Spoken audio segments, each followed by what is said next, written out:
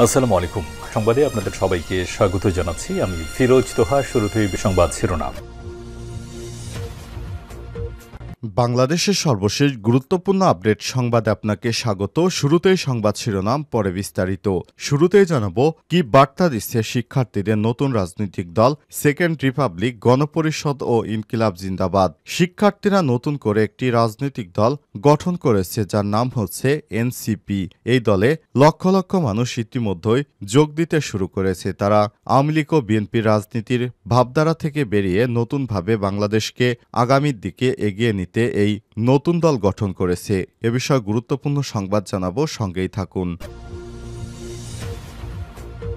এরপর জানাবো মিথিলা এবং অর্পণাকে অবৈধ সহযোগিতা পররাষ্ট্রের। শেখ হাসিনার সময়ে ফ্যাসিস্ট হাসিনা সরকারের আমলে রাজনৈতিক বিবেচনায় নিয়োগপ্রাপ্ত অটোয়ায় বাংলাদেশ হাই কমিশনে কর্মরত মিথিলা ফারজানা এবং অর্পণা পালকে কানাডায় পালিয়ে যেতে সহযোগিতা করেছে খোদ পররাষ্ট্র মন্ত্রণালয়। 5ই অগস্ট ছাত্র জনতার বিপ্লবে শেখ হাসিনা উৎখাত হওয়ার পর নজিরবিহীন দ্রুততায় বেআইনিভাবে আলোচিত এই দুই কর্মকর্তার কূটনৈতিক পাসপোর্ট সাধারণ পাসপোর্টে পরিবর্তনের অনুমোদন দেয় পররাষ্ট্র মন্ত্রণালয়। এ বিষয়ে গুরুত্বপূর্ণ সংবাদ জানাবো, সঙ্গেই থাকুন।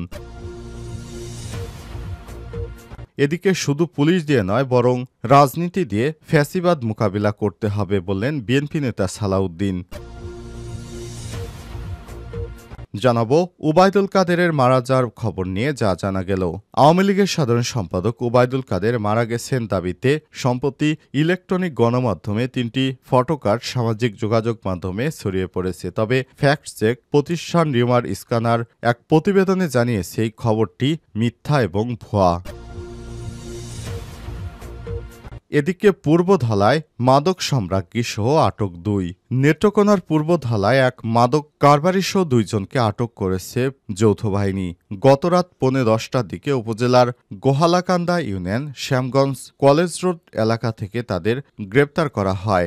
আটককৃতরা হলেন ওই এলাকার মৃত যতন রবি দাসের স্ত্রী রিনা রবি দাস ওরফে মাস্টার রনি এবং জিতন দাস রবি দাসের ছেলে রুবেল রবি দাস 22। এবং সর্বশেষ জানাবো চলতি মাসেই প্রকাশ্যে আসছে ইরানের ভয়ঙ্কর যুদ্ধবিমান। সামরিক সক্ষমতার জানান দিয়ে আবারও শীর্ষ দেশগুলোর অন্যতম ইরান সামনে আনছে তাদের অত্যাধুনিক ভয়ঙ্কর যুদ্ধবিমান। চলতি মাসেই প্রকাশ পাবে। আসন্ন রমজানেই তারা এই ভয়ঙ্কর যুদ্ধবিমান সামনে আনবে। প্রিয় দর্শক, এতক্ষণ শুনছিলেন সংবাদ শিরোনাম, এবারে বিস্তারিত। তবে তার আগে বন্ধুরা, অনুরোধ থাকবে এই সংবাদটিতে একটি লাইক দিন। এই চ্যানেলে আপনি নতুন হয়ে থাকলে আমাদের সংবাদটি দেখতে দেখতে চ্যানেলটি সাবস্ক্রাইব করে রাখুন, যাতে করে বন্ধুরা আমাদের পরবর্তী লেটেস্ট আপডেট সংবাদগুলো সবার আগে আপনার কাছে পৌঁছে যায়। এবারে বিস্তারিত। কি বার্তা দিচ্ছে শিক্ষার্থীদের নতুন রাজনৈতিক দল সেকেন্ড রিপাবলিক, গণপরিষদ এবং ইনকিলাব জিন্দাবাদ। বাংলাদেশে শেখ হাসিনা সরকারের পতনের আন্দোলনে নেতৃত্ব দেওয়া শিক্ষার্থীদের নতুন রাজনৈতিক দল জাতীয় নাগরিক পার্টি বা এনসিপির বক্তব্য ঘোষণা অনুযায়ী নানা আলোচনা সমালোচনা জন্ম দিয়েছে। শুক্রবার জন্ম নেওয়া দলটির কোনো দর্শন ও সুনির্দিষ্ট কোনো কর্মসূচি দিতে পারেনি, এমনটাও মনে করছে বিএনপি। অন্যদিকে গণপরিষদ নির্বাচনের মাধ্যমে নতুন সংবিধান প্রণয়ন, সেকেন্ড রিপাবলিক এবং দলটির স্লোগান ইনকিলাব জিন্দাবাদ, এগুলো বলে দলটি কি বলতে চেয়েছে কিংবা ভবিষ্যতে কি করতে চাইছে তা নিয়েও উঠেছে নানা রকম প্রশ্ন। দলটির সিনিয়র যুগ্ম আহ্বায়ক আরিফুল ইসলাম আদিব বিবিসি বাংলাকে বলেছেন, তারা যেসব লক্ষ্য এবং উদ্দেশ্যের কথা বলেছেন তাতে বাংলাদেশের রাজনৈতিক সংস্কৃতি পাল্টে দেওয়ার বার্তা দেওয়া হয়েছে। বিগত শেখ হাসিনা 17 বছর এবং তার আগে বিএনপি সহ অনেক দলই বাংলাদেশে শাসন করেছে। তারা বাংলাদেশে সেই স্বৈরাচারী মনোভাবই রেখে দিয়েছে। তবে এবার শিক্ষার্থীদের মাধ্যমে একটি পরিবর্তন পরিলক্ষিত হচ্ছে। শিক্ষার্থীদের হাত ধরেই তরুণ প্রজন্মের মাধ্যমে বাংলাদেশে আর কোনো ফ্যাসিবাদের জায়গা হবে না। স্বৈরাচারী শাসন ব্যবস্থার বিলোপের পর আগামীর নতুন বাংলাদেশকে স্বাগত জানিয়ে আগামীর পথ চলা হবে শিক্ষার্থীদেরকে সঙ্গে নিয়ে। শিক্ষার্থীদের রাজনৈতিক দলের মাধ্যমে আমরা আগামী দিনে এগিয়ে যেতে পারব, এমনটাই বার্তা দিয়েছেন শিক্ষার্থীদের নতুন রাজনৈতিক দল এনসিপি। সবাই দলে দলে এনসিপিতে যোগদানের মাধ্যমে দলকে আরও বড় করার কার্যক্রম হাতে নেওয়া হয়েছে। মিথিলা এবং অপর্ণাকে অবৈধ সহযোগিতা পররাষ্ট্রের। ফ্যাসিস্ট হাসিনা সরকারের আমলে রাজনৈতিক বিবেচনায় নিয়োগপ্রাপ্ত অটোয়ায় বাংলাদেশ হাইকমিশনে কর্মরত মিথিলা ফারজানা এবং অর্পণা পালকে কানাডায় পালিয়ে থাকতে সহযোগিতা করেছে খোদ শেখ হাসিনার পররাষ্ট্র মন্ত্রণালয়। গত 5 বছর 5ই আগস্টের ছাত্র জনতার বিপ্লবে শেখ হাসিনার উৎখাত হওয়ার পর নজিরবিহীন দ্রুততায় বেআইনি আলোচিত এই দুই কর্মকর্তার কূটনৈতিক পাসপোর্ট, সাধারণ পাসপোর্ট পরিবর্তনের অনুমোদন দেয় পররাষ্ট্র মন্ত্রণালয়। তৎকালীন পররাষ্ট্র সচিব মাসুদ বিন মোমেনের নির্দেশে এই দুই কর্মকর্তার ফাইল প্রস্তুত করা হয় এবং তাৎক্ষণিকভাবে তিনি সেই ফাইল অনুমোদন করেন। সংশ্লিষ্ট নথিতে দেখা যায় 2024 সালের 8ই আগস্ট পররাষ্ট্র মন্ত্রণালয়ের তৎকালীন মহাপরিচালক DM সালাউদ্দিন আহমেদ মিথিলা ফারজানা, অর্পণা পাল এবং তাদের পরিবারের সদস্যদের কূটনৈতিক পাসপোর্ট, সাধারণ পাসপোর্টের পরিবর্তনের জন্য ফাইল প্রস্তুত করে তা অনুমোদনের জন্য তৎকালীন পররাষ্ট্র সচিব মাসুদ বিন মোমেনের কাছে উপস্থাপন করেন। আর সেই বিষয়গুলোই ফাইলটি তাৎক্ষণিকভাবে অনুমোদন দেন মাসুদ। উল্লেখ্য, ফারজানা মিথিলা এবং অপর্ণা বাংলাদেশে দুজন 71 টিভির সাংবাদিক ছিলেন। তারা শেখ হাসিনা সবসময় গুণগান গাইতেন এবং কিভাবে অবৈধ ক্ষমতাকে পাকাপোক্ত করা যায় শেখ হাসিনাকে সর্বাত্মক সহযোগিতা করতেন। হুজুরদের বিরুদ্ধে নানা রকম অপপ্রচার ও মিথ্যা সংবাদ বানিয়ে শেখ হাসিনাকে সর্বদা সহযোগিতার কাজে লিপ্ত থাকতেন এই ফ্যাসিস্টের দালাল। শুধু পুলিশ দিয়ে নয়, রাজনীতি দিয়েও ফ্যাসিবাদ মোকাবেলা করতে হবে বললেন বিএনপি নেতা সালাউদ্দিন। শুধু পুলিশ বাহিনী দিয়ে নয়, বরং রাজনীতিবিদদেরকেও সতর্ক করেছেন সালাউদ্দিন। তিনি বলেছেন, পুলিশ দিয়ে নয় বা রাষ্ট্রীয় যন্ত্র দিয়ে নয়, বরং রাজনীতিবিদদের দিয়েও ফ্যাসিবাদের মোকাবেলা করতে হবে। আজ বাংলাদেশ জাতীয়তাবাদী দল বিএনপির স্থায়ী কমিটির সদস্য সালাউদ্দিন আহমেদ জাতীয় প্রেস ক্লাবে এক আলোচনা সভায় সব কথা বলেছেন।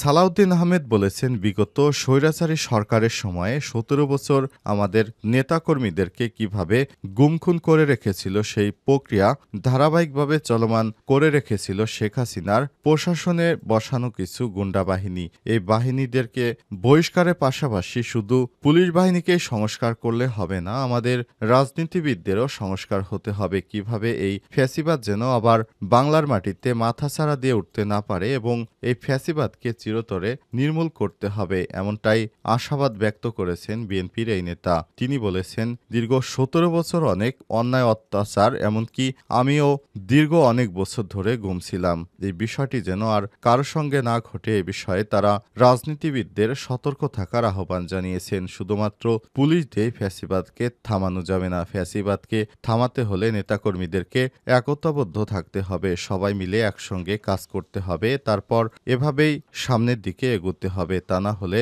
আবারও ফ্যাসিবাদ মাথাচাড়া দিয়ে উঠবে বলে মন্তব্য করেছেন বিএনপির জাতীয় স্থায়ী কমিটির সদস্য সালাউদ্দিন আহমেদ। তিনি বলেছেন, আমরা ভবিষ্যতে বাংলাদেশকে বিনির্মাণ করব। তারেক রহমানের 31 দফা কার্যক্রমের মাধ্যমে সামনের দিকে এগিয়ে যাবে বাংলাদেশ। 31 দফা কার্যক্রম পরিচালিত করলে আর কোনো ফ্যাসিবাদ বাংলার জমিনে মাথাচাড়া দিয়ে উঠতে পারবে না। এজন্য বিএনপির নেতাকর্মীদেরকে হানাহানি, রাহাজানি, চাঁদাবাজি, ছিনতাই বন্ধ করে একত্র হয়ে আবারও নতুনভাবে দেশকে সামনের দিকে এগিয়ে নিতে কাজ করতে হবে। এরপর তিনি আরো বলেছেন, অনেক সময় দেখা যায় আমাদের দলীয় নেতাকর্মীদের মধ্যে বিভিন্ন কোন্দলের সৃষ্টি হয়। এগুলো করলে পতিত স্বৈরাচার আবারও মাথাচাড়া দিয়ে উঠতে পারে। সুতরাং নিজেদের মধ্যে কোনো সমস্যা থাকলে বিষয়টি আলাপ আলোচনার মাধ্যমে সমাধান করতে হবে। তা না হলে আবারও পতিত স্বৈরাচারীর শাসক গোষ্ঠী আমাদের সুযোগ নিবে এবং বাংলাদেশে আবারও তারা শিকড় গেড়ে বসতে চাইবে। সুতরাং তাদেরকে মোকাবেলা করার জন্য আমাদেরকে অবশ্যই নতুনভাবে ভাবতে হবে।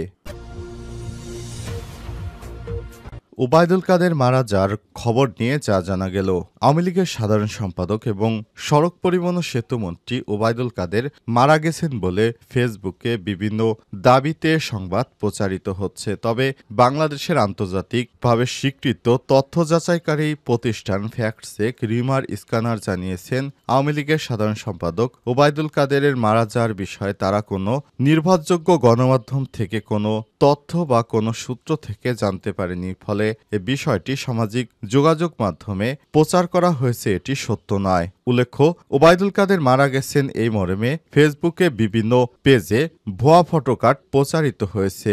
আর এই ভুয়া কার্ডগুলো থেকেই জানা যায় ওবায়দুল কাদের মারা গিয়েছে। তবে এই বিষয়টি সত্য নয় বলে অবশেষে নিশ্চিত করেছে ফ্যাক্ট চেক রিভার স্ক্যানার। তারা বলেছে এই দাবিটি মিথ্যা এবং বানোয়াট। এই নামে কোনো কিওয়ার্ড সার্চ করে পাওয়া যায়নি বা এই নামে কোনো এমন নির্ভরযোগ্য সূত্র থেকে কোনো তথ্য পাওয়া যায়নি। ফলে বিষয়টি সত্য নয় বলে তারা নিশ্চিত করেছে ওবায়দুল কাদের মারা যায়নি বা এ বিষয়ে কোনো আন্তর্জাতিক বা বাংলাদেশের কোনো গণমাধ্যমে এ বিষয়ে কোনো সংবাদ এখনো প্রকাশিত হয়নি। ফলে বিষয়টি যে মিথ্যা এবং ভিত্তিহীন সেটি আবারও প্রমাণিত হয়ে গেল।